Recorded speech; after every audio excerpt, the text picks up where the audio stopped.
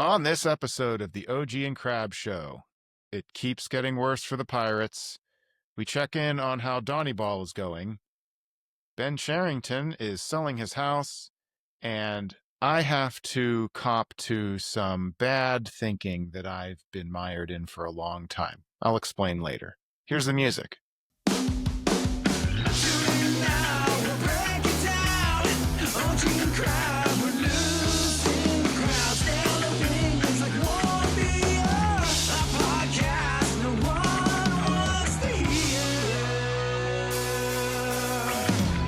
Here's the music. Welcome back to the OG and Crab Show. I'm OG, and with me is, of course, Crab Nebula Noodleman Esquire.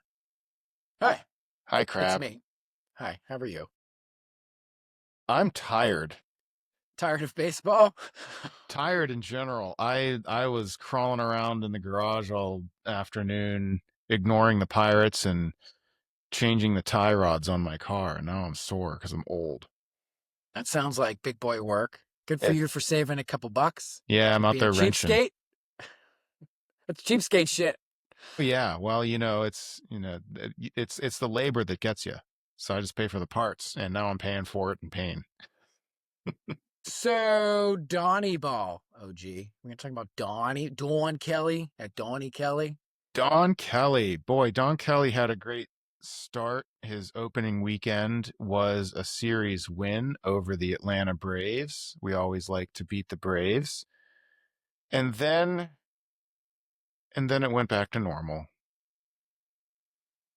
I think that Donny Kelly thought that if he could get himself thrown out of every game, then somehow that would be a talent infusion to the roster, that somehow he would manifest like a impact baseball player by just getting himself run out of every game. Somehow it's going to be he's like reactionary to he's like the anti-Shelton. Like everything Shelton didn't do, like I'm doing it. I'm going to get myself thrown out of every fucking game now just to prove a point. Well, he's out there doing the Shelton, running relievers back out for a second inning and costing the team a game. So he's not doing everything Shelton wouldn't do, but he is getting himself tossed a lot.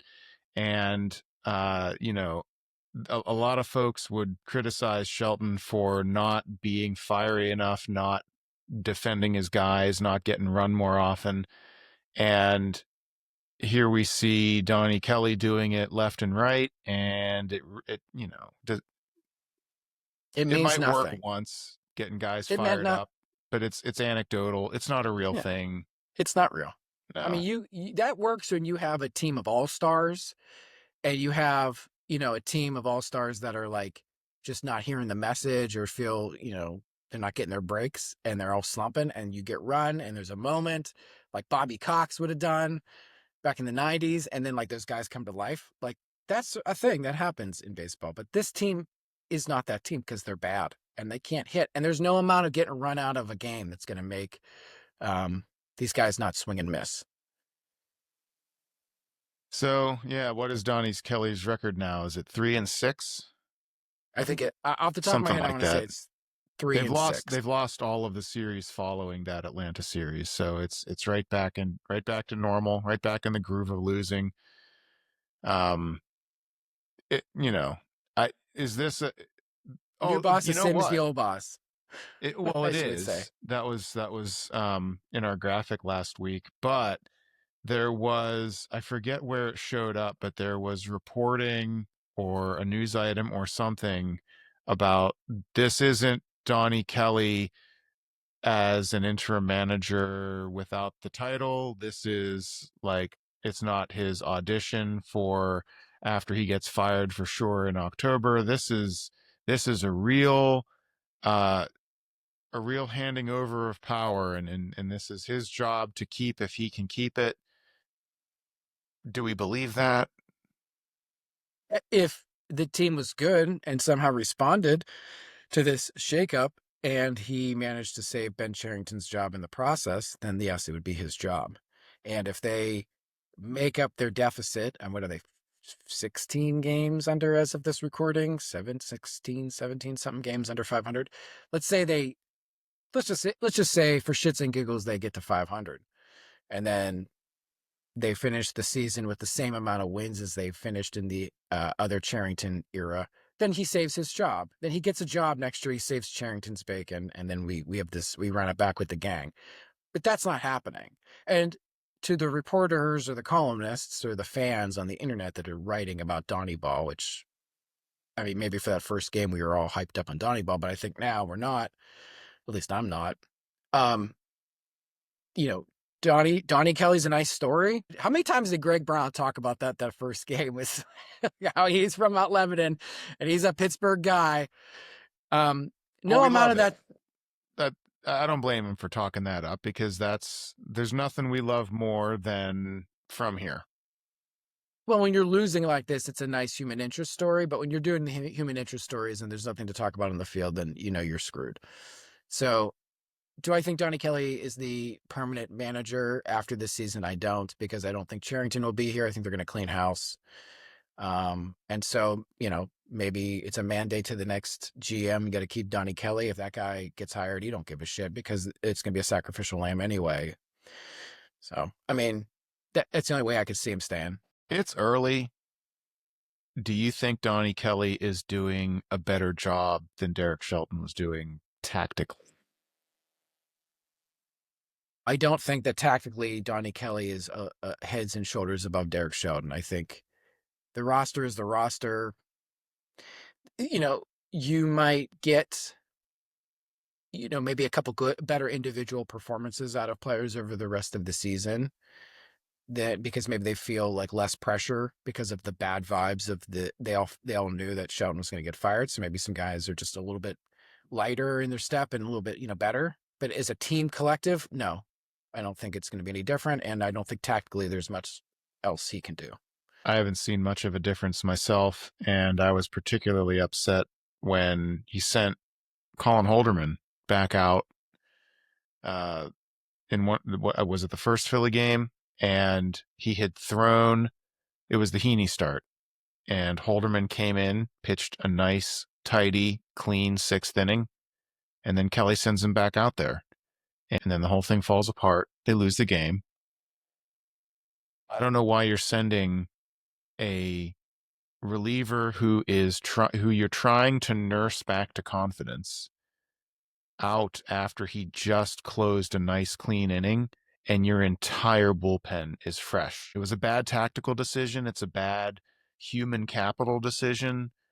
It does nobody any good to get cute there. And so I've been like jokingly quipping fired on Kelly ever since then.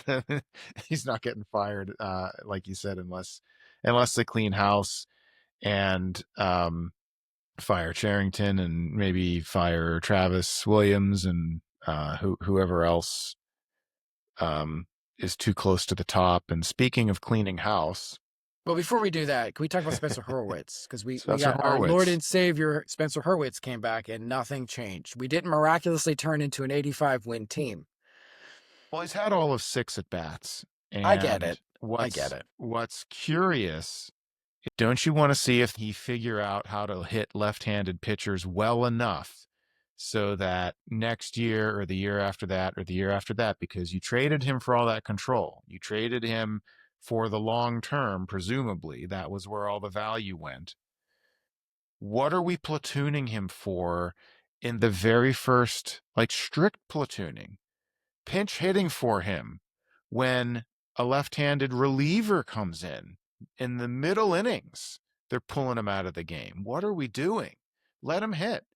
See if he can ever figure out lefties, and if he's still terrible against lefties in August or September, fine. Go back to platooning him. But like this season is over. See what you got. I agree. I like on a team that is cresting the hump and we're on an upward trajectory. Um, and you put Horowitz into a platoon, maybe I see that because that would be smart. I agree with you. Just let the man hit the baseball or try to hit the baseball and see what you have here, because fucking around with these guys is just more fucking around with these guys. Just like Cruz, they screwed around with him. just like they screwed around with Davis, just like they screwed around with everybody. More fucking around. You traded for this guy. Just let him hit. If you can't hit lefties, then you'll figure it out on your own. But you'll never know unless you try, right? Your weak side of the platoon, your short side of the platoon, to complement Horwitz is Jared Triolo. Or Jared Matt Gorski, Triolo, who or got Matt. Well, I mean, he's already gone, but yeah, right. Matt He's already Gorski gone. would have been the complement. Like these guys are not hitting better than a platoon bat's weak, like wrong side. So They're not even major league hitters. They're no, not major leaguers. They're quadruple A players. They're guys stuck in limbo that, so like if you think that Spencer Horwitz is in theory a major league baseball player, give him his due, yeah, ostensibly. let him try to hit major league pitching from both sides of the mound. And like this is going back to Don Kelly. He's twiddling way too many knobs. He's just let stuff happen, man. You may think that this is your audition, that this is your shot, but you're not going to impress anybody. Nobody's watching. Horwitz is 27. This is a super old team. I mean, you know, no offense to Horwitz, maybe he has a nice season, half of a season here where he hits like 260 and pops like 8 home runs or something like that. And I think that'd be kind of cool. Yeah, all right, very good. There's no up and coming like ascendant type players in this core. Everybody's just like old and like lame, and half of them aren't even major league hitters. It's just terrible. And Donnie Kelly, God love him, go back to Mount Lebanon, go find Jimmy Leland's house and go trick or treat some more because maybe you got more baseball to learn.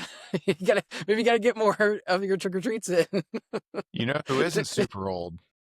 And we talked about him before, and we weren't really that interested. But should we have been? Alexander Canario? So I read an article that was like Canario's uh, barrel rate and bat speed are like elite, and that was like those are his two like skills that are like above average. His whiff rate is high. He I don't think he walks a lot. So, I mean, I can see that if you're a team like the Pirates who hasn't developed any hitters and has very little to show on the international market, to get Canario, who was once an international signee of the Giants, who was then traded in the Chris Bryant trade to the Cubs, who was then DFA'd or traded to the Mets for cash, and then the Mets DFA'd him. Like, that's about as good as we're going to get in the Charrington era because he's unable to identify impact hitters. So he had a nice month, so I can't take anything away from him. But like, do I think he's the second coming of JD Martinez or Jose Bautista? No. I'm fine taking a flyer on him. I said last time I didn't see anything interesting, but I guess I hadn't given him enough of a shot. So we'll give him a shot. Well, it certainly helps him under Donny-ball to just play all the time, at least play as much as possible instead of being jerked around by Shelton in this kind of vain attempt to try to win now because Shelton did the Michael Scott thing where he's like, I declare bankruptcy, but instead of bankruptcy, he just yelled, I declare winning. And somehow they thought they were going to manifest wins that way. So at least Donny-ball is giving Canario a shot. And honestly, I was watching him yesterday, and his body type and his short swing, he has a short compact swing, kind of like one of these swings where he looks like he's hacking almost, but it's not. It's just his bat's really fast. And he has like kind of an uppercut into it. He's a good like ability to, it looks like a launch angle. I think that might be the other thing they thought. He reminds me of Starling Marte, the way he's built and just the way he kind of swings.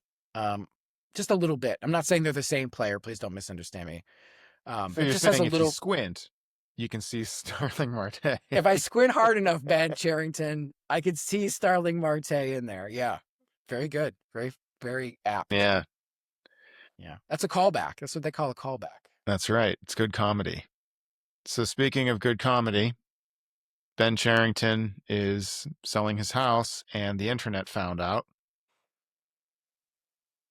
It's a nice house. It's a cool house, man. It's got good taste. Man's got nice taste. I also found out in my Charrington stalking, I've stalked the man, that his grandfather on his mom's side was a world famous poet, like a actual famous poet. And I thought that was neat.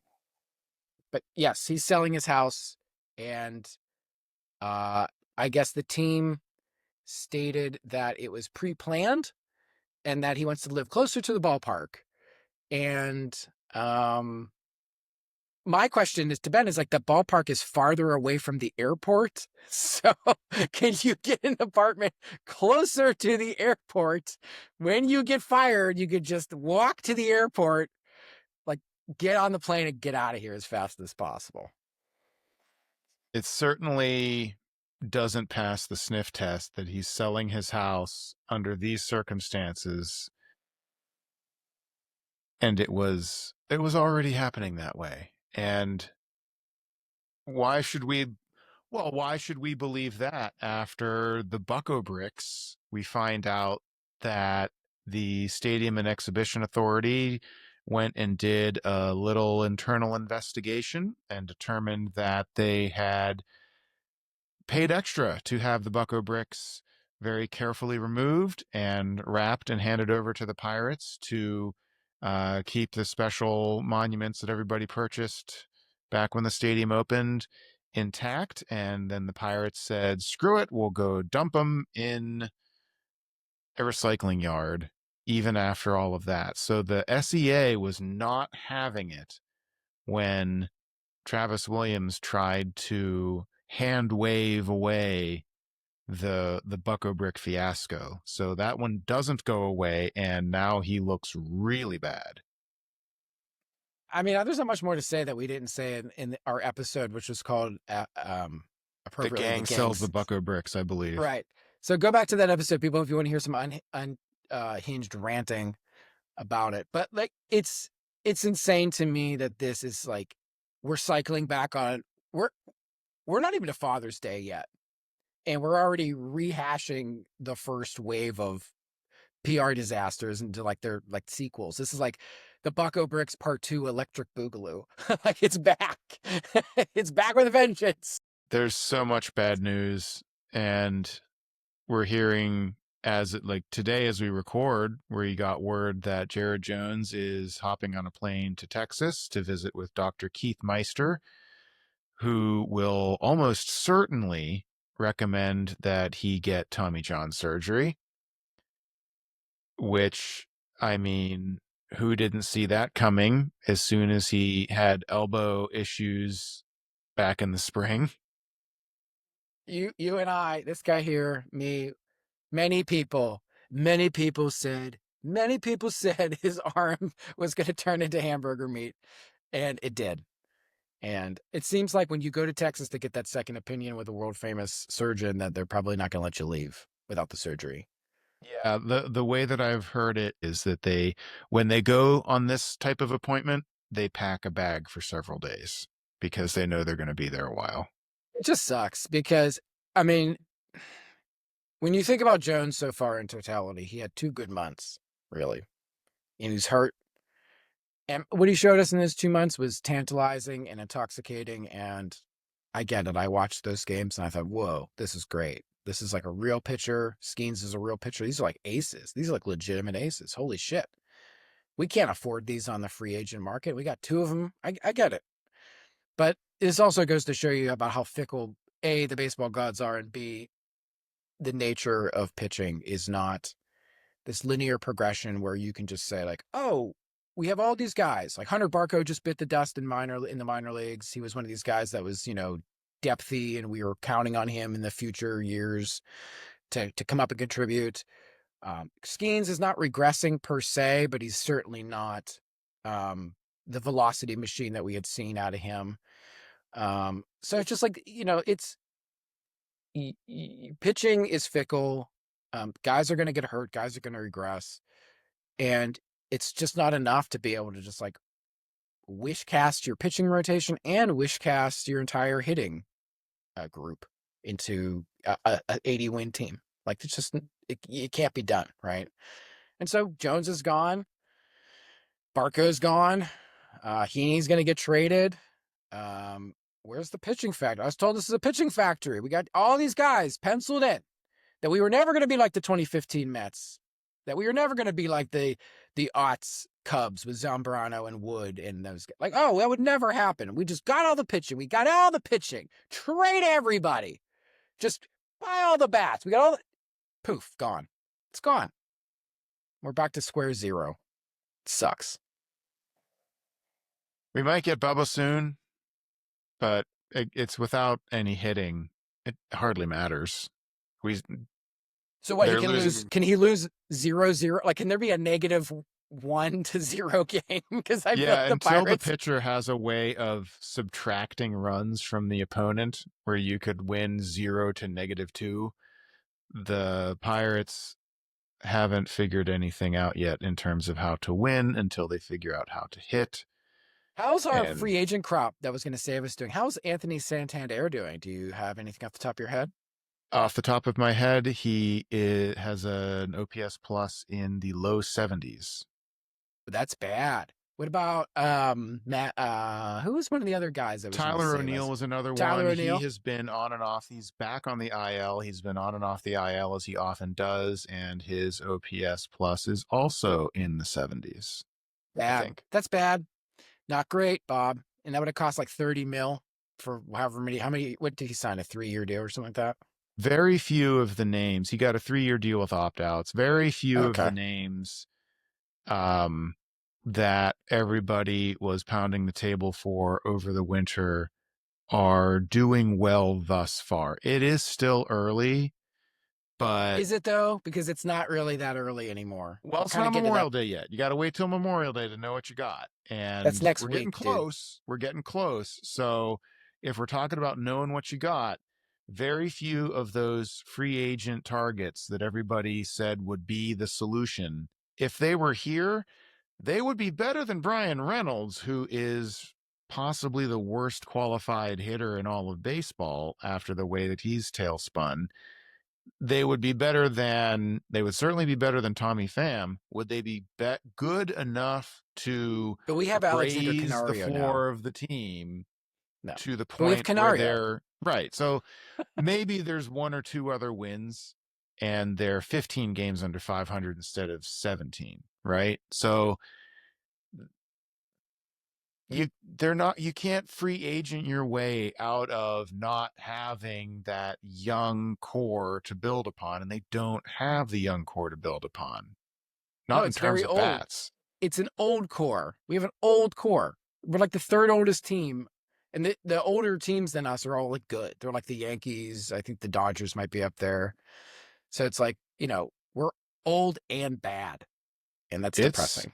it's very bleak because you see very little in terms of bats on the farm in the We got Nick anything above A Solak. ball. Nick Solak, baby. I forgot He's about Nick coming up to save Solak. us. Yeah, Who else?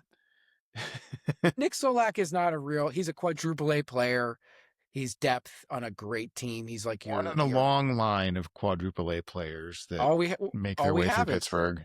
correct. All we have is quadruple A players at this point. They go down and they kill triple A hitting, and everyone's like, wow, that's great. Look, he's killing triple A.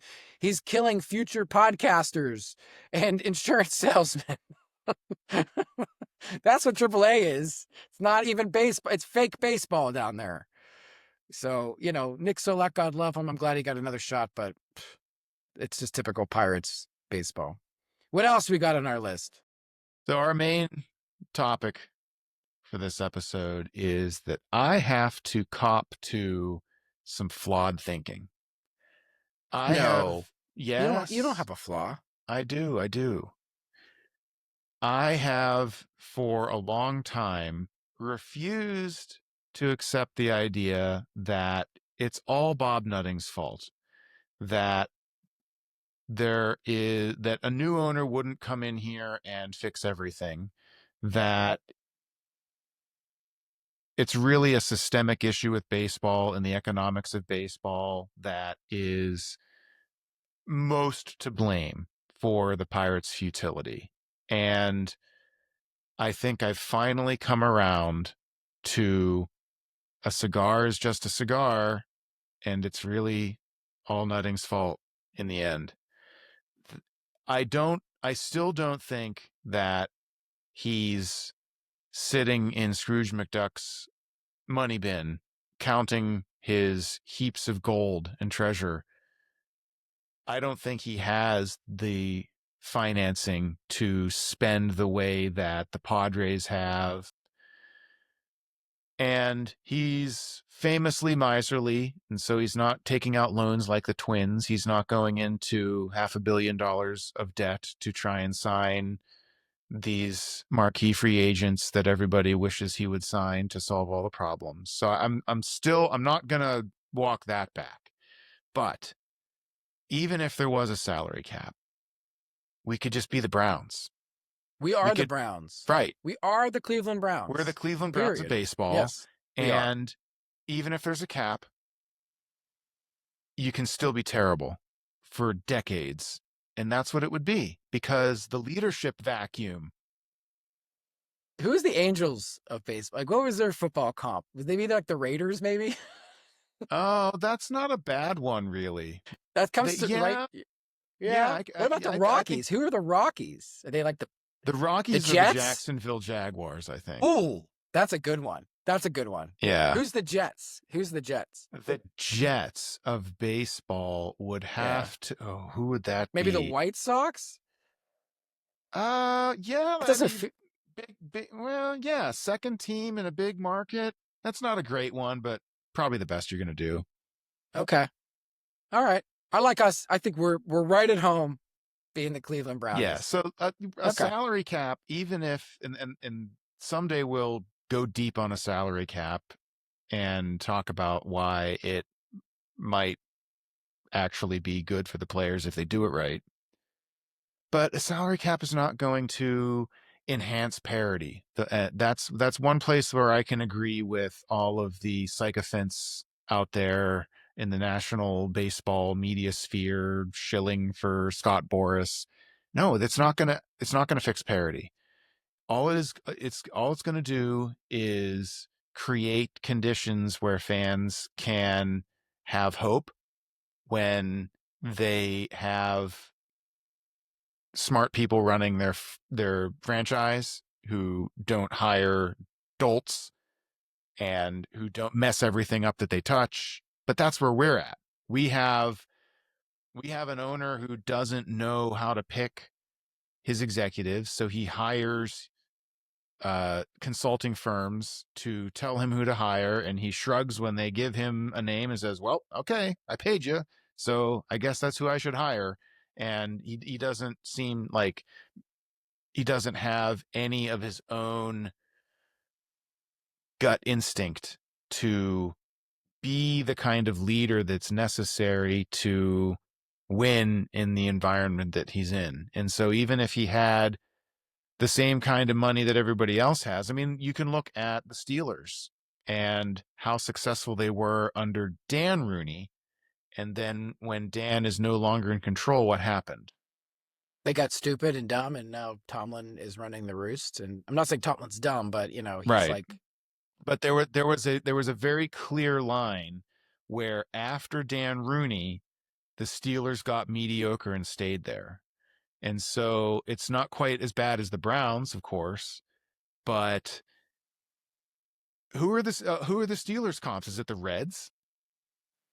I mean, I think the Steelers are the Cardinals because the Cardinals just have the go. the Cardinal way, the Steelers way. Yeah, there's like Steelers voodoo magic that people hate. The Cardinals are like that. The Cardinals fans are slightly arrogant. Steelers fans are arrogant.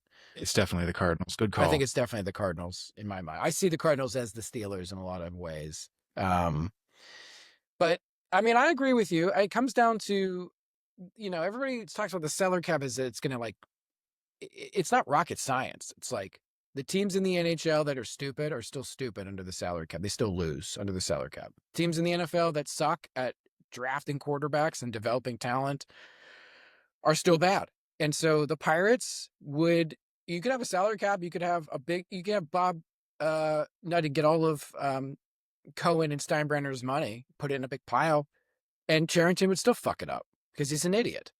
And he has one of the worst winning percentages of all time as far as general managers' tenures go. And that's including his one World Series year. It's the only winning season the man's ever had. He's a loser. So we got a salary cap, put Cherington in charge, and we'd still have Alexander Canario. and we could still sign Tommy Pham, and Henry Davis could still not be able to hit a meatball down the middle of the plate. They'd That's not have going the to change money and anything. they'd go out and they'd sign guys who wind up posting in the low 70s OPS plus, but they're I mean, spending they a would bunch of sign money on Anthony them. Santander, and everybody would have been happy. The peasants would rejoice. They would have been like, "Yay, he did the thing! Look at us, we're in the conversation." And then Anthony Santander would have put up a 75 WRC plus or whatever he has, and we would have been 14 games under 500 instead of 17 under 500. It would have made no difference. Jared Jones would still be getting hurt. Henry Davis still can't hit. This is why I'm bearish on the whole root for them to lose tack. That's sort of like your They shtick need to right now. lose. They need to lose. So It's just I know simple. your approach to this is that it's important that the team lose so that there be no doubt that we have a leadership vacuum in Bob Nutting, and we need to really make it very abundantly clear that he needs to fire everybody. And Right. that's all true. But then he's still the guy hiring the next one. And I know that he did it right when he got Huntington, and Huntington managed to just, peek above the waterline for a few years there. And it was so fun.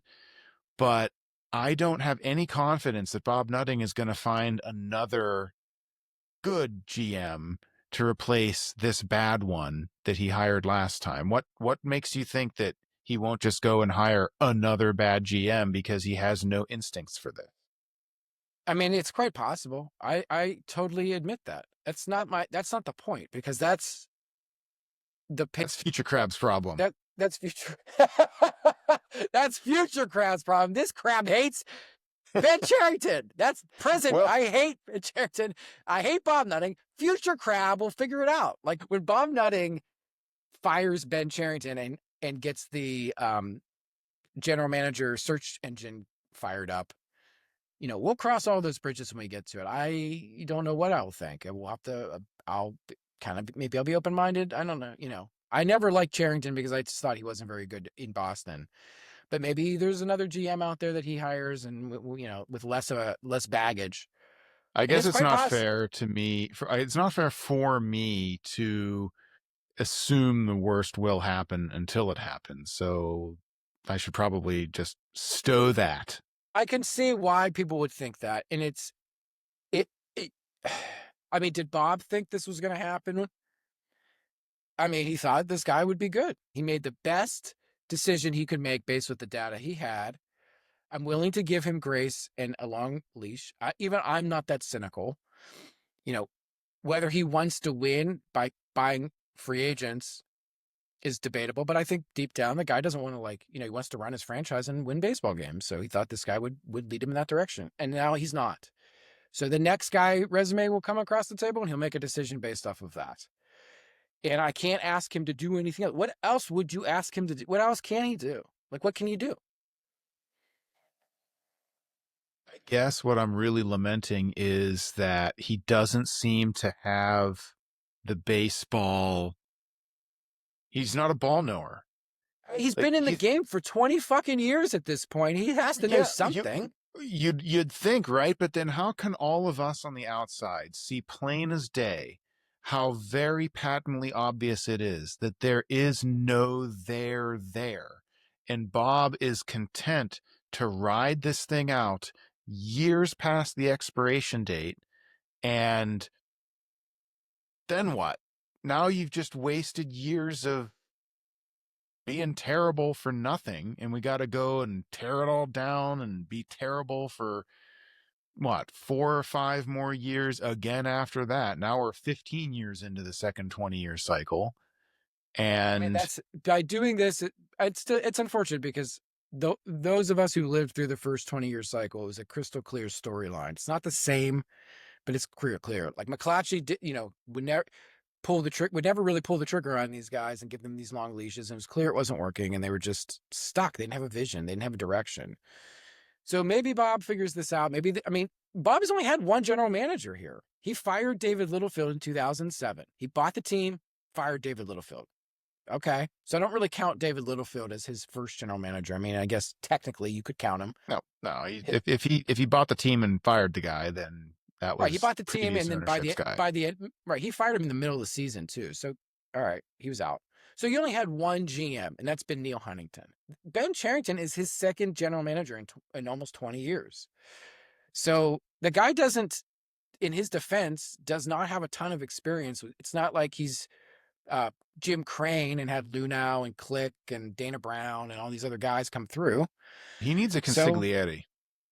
He needs a baseball confidant what they need who is a can. president of baseball operations that has like gravitas. That's someone who's been in the game, whose job it is to be the interim conduit between Nutting and the general manager. What To I say mean to is he Nutting, needs a mentor for helping him find that guy. I don't like the idea of him just completely outsourcing the job search to a headhunting firm because he's like, who knows what they're going to tell you to do. And the last time that worked very badly. And I think he doesn't have that baseball gut instinct of his own. He needs somebody that doesn't work for him to give him some good advice. I don't know where you get that get because that the from the only other OG and people who Crab know how show.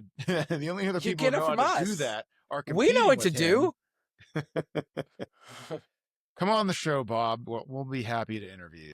Bob, I will give you the fairest interview. I might. They call me a Nutting taint licker out in the world, so I will give you a very fair interview. I would love to pick Bob Nutting's brain. I want to get him drunk and talking. I want to hear the Oh, real be great. story. Oh, me too.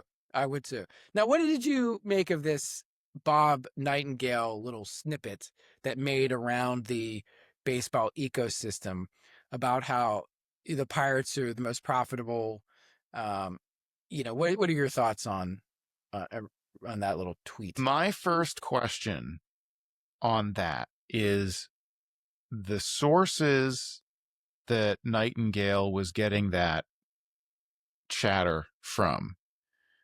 I Are the would want, owners? There are well, other owners. they were cited as sources in the union as well as some other owners. Yeah. It And I would like to know if those other owners believe that the Atlanta Braves made or lost money last year. So they post their numbers and you can read the roll up. It fits on one browser screen. You don't even have to scroll to see all the numbers. And you can see that they made money before interest, depreciation, amortization, and taxes. So if you stop reading there, if you stop reading halfway down the table and you see a positive number, the Atlanta Braves made money last year. But then if you keep reading and see the final operating income after accounting for all of those other real factors, they lost money. Presuming that they're talking about seeing the financial information questionnaire that every team submits, every club submits these, but I want to know if they're looking at those reports and if they're reading the bottom number or if they're reading the number that is like where when Forbes is giving you you're the. overthinking this. You're way overthinking No, this. that's what I want to know though. Like These guys are mad. they're saying that they're making they're making more money, they're profiting. They're walking away after accounting for everything.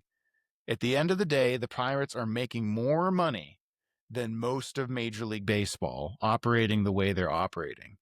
And I don't buy it. I don't because it's just where no. It comes down to for number one, if this was a real story, it would be reported on as if it was a real story, not hidden in a tweet or wherever the fuck Boob Nightingale put it. So if it was truly this, Watergate moment, baseball would have a I think it's Watergate. more of a water cooler moment. I think he was getting scuttlebutt from some of his sources at the union and among other owners, and they're just saying stuff off the cuff. Maybe they have seen things and Well, actually can here's the cite thing. numbers, or they're just full of shit and saying stuff to Boob, and Boob's like, "Ooh, that's juicy. I'm going to print it." I mean, I I don't buy think it. that these owners obviously understand what it takes to run a team. So they understand they're being disingenuous when they leak that kind of stuff. And why would they leak that kind of stuff? Well, it would be due to the fact that they're still mad after 30 years of revenue sharing that their money is being spent on Sarah Gellis's research and development staff that turns up Alexander Canario instead of going and actually being useful. And so, because these guys all run teams, they know the numbers. They Now, I understand. can buy that the Pirates are profitable in years like the tank years that we just witnessed, and they What does had profitable payrolls. actually mean? It It's means not that you like had more, you got more money at the end I of the year than you spent on all of the things you spend on. I'm aware of that, but these guys that run other teams know that that doesn't mean anything because their real value is in franchise valuations when they bequeath it or sell it or sell parts of it. So making $1 million in 2021 and then losing $700,000 in 2022 is not a thing, because it's 2050 you're going to make $1 billion, 2 billion, 3, 4. So it does that to me when this argument comes up, which it always inevitably does, because when people do a Socratic method and they start thinking logically about all the problems the Pirates have, it always has to end up with Bob, and then it ends up with spending, and then it ends up with the system, economics in baseball. And so, like the Bob being profitable is not a talking point. Like you'll see it in letters to the editor in like the PG still to this day.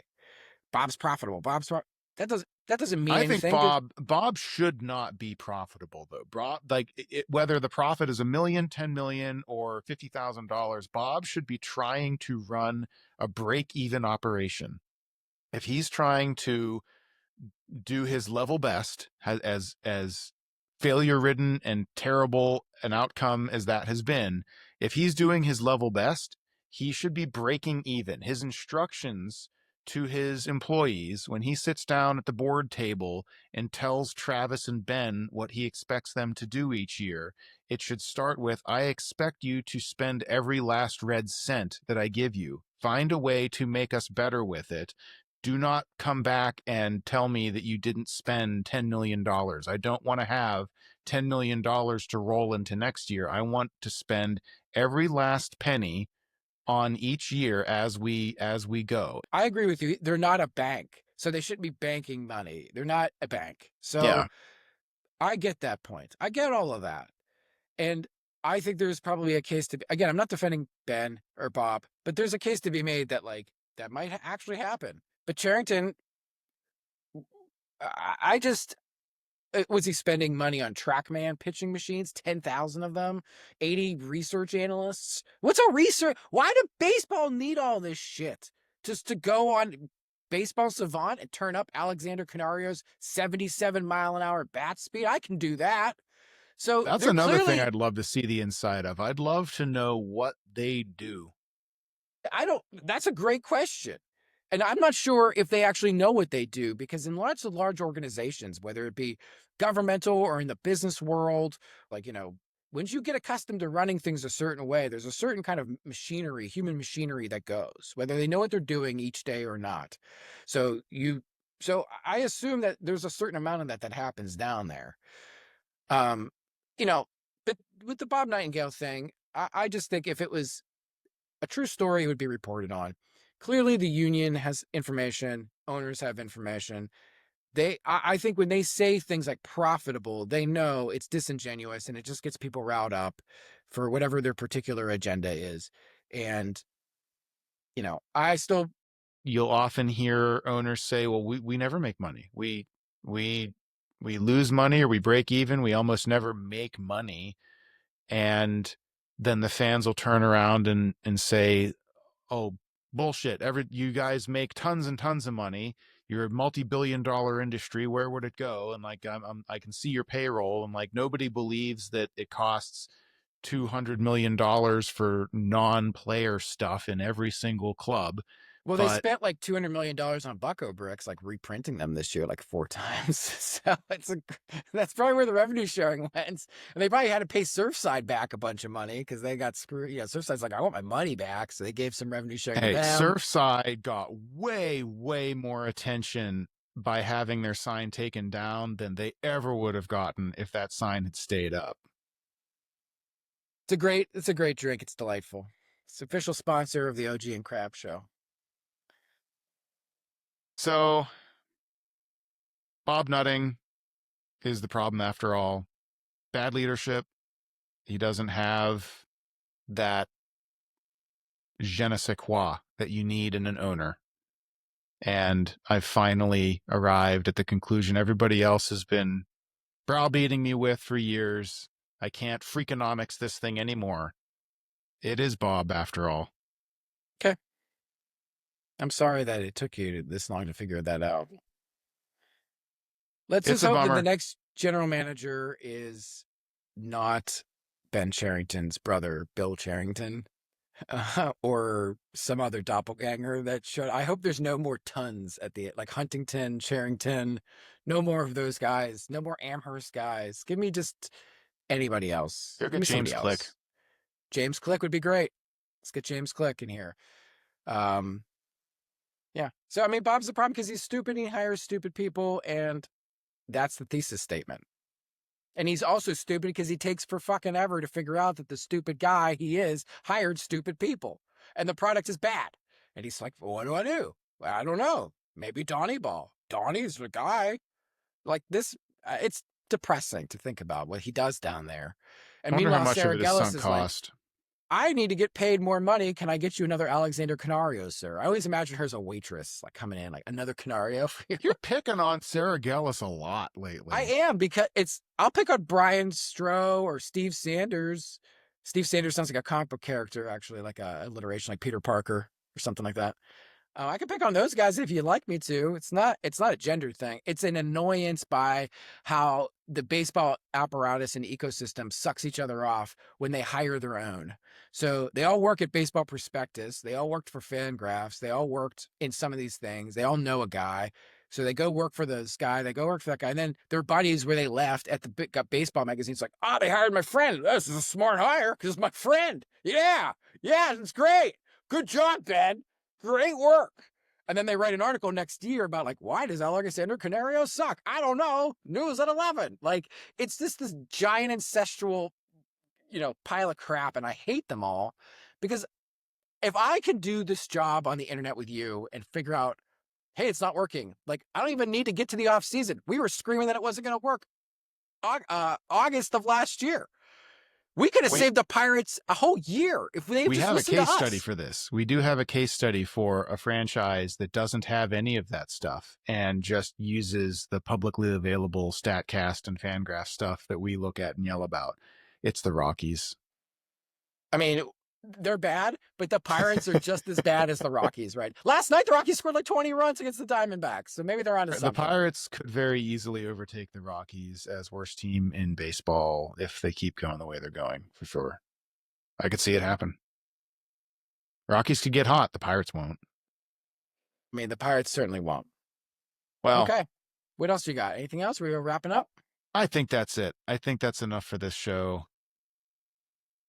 I'm OG. He's Crab. We're two Yinzer dads talking about the Pirates and all of their ineptitude. And we'll see you next time. Bye-bye. Please like and subscribe or don't. I don't care. Fire Ben Charrington. Bye.